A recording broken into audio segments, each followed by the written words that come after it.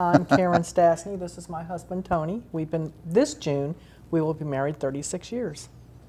We met at the paper, actually, when he called to set up an interview for his job, which was an over-the-phone interview. I answered the phone. Put him on hold. It was a busy day, and you know, sometimes when you get real busy, you think, maybe this person will hang up. But he didn't. He just kept holding, and the light kept blinking, so I went back on the line. And that was all it took.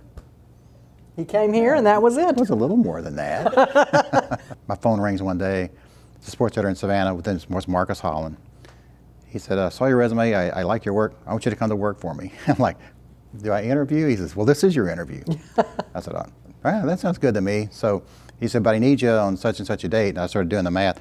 So my graduation was after that date.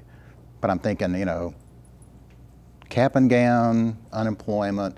So I accepted and I came to Savannah. But when I called him back to accept, the person I got on the phone was her, which immediately put me on hold. Established a long-standing trend. It hasn't changed, still happening. But yeah, and I came over to Savannah, and there were a couple of people from Texas here at that time. The news editor was here, and a guy in sports I went to school with, pretty good friends with. So I settled in pretty comfortably. Found up a nerve to ask her out. She finally said yes. Her mother was working in accounting and protecting her, hovering all around. But I guess it all worked out in the end.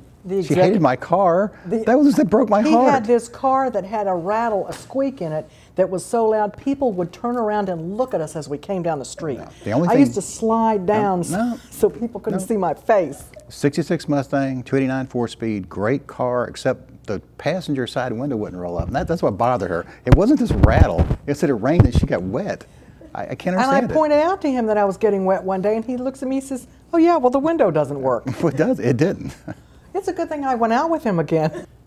It's great advantages, because in the newspaper business, you know, you work all the time. And if you're not married to somebody in the newspaper business, you never get to see them. I don't get to see him much now.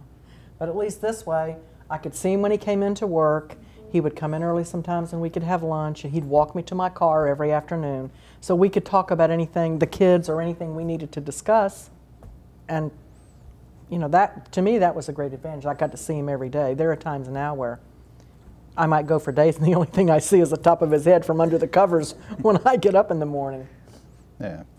For me, it was, we were completely different shifts. They worked days, I worked nights. Still today working nights, and I worked a lot of weekends, so if I didn't get a chance to see her at work, sometimes I didn't see her at all during the course of the day. And it's good and bad. I think it's bad because, of course, there are a lot of things you would like to do together as a family that you can't do. But the good thing is, because you don't see that much of each other all the time, when you are together, you look for things to do that make it meaningful. I think that was always kind of what we did. Yeah. You know. I think probably the only thing I think that would have been a downside, and it wasn't for us, was anytime we were together and the kids were with us, we were talking about the paper. The people or something. They do not like this. They do not like that. I mean, they will flat out tell you, you can't talk about the newspaper. No newspaper talk. I don't think it's really unique. I think there's probably a lot of couples who work together or have worked together in other industries. In the newspaper business, it's certainly not unique. Yeah. Because I mean, who else understands the weird? That's the big thing. Deadlines and the pressure and all the oddball and oddity things that go along with it. Understands when you got to work on Christmas. And, yes. And every Saturday and stuff like and that. On the kid's birthday. Yeah, I mean, who else understands that? I mean, you know that the paper has to get out.